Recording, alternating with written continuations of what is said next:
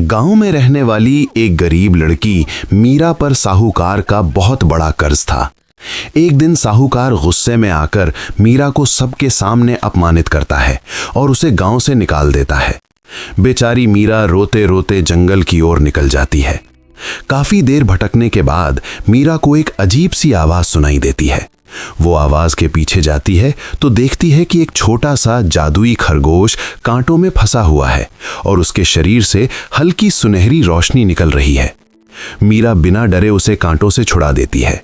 खरगोश अचानक इंसानों की तरह बोलने लगता है, तुमने मेरी जान बचाई है, मैं तुम्हें एक वरदान दूंगा।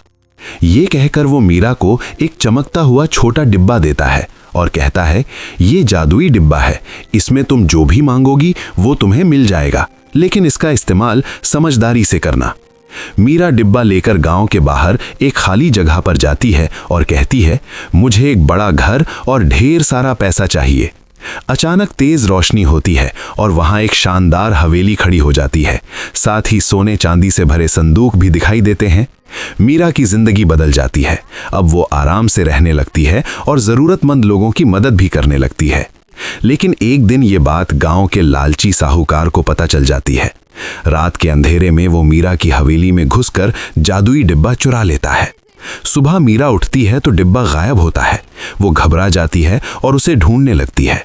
तभी वही जादुई खरगोश फिर से प्रकट होता है और कहता है, चिंता मत करो, मैं सब जानता हूं।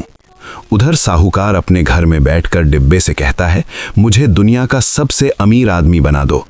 जैसे ही डिब्बा चमकता है, अचानक उसका घर हिलने लगता है और देखते ही देखते घर की छत गिर जाती है।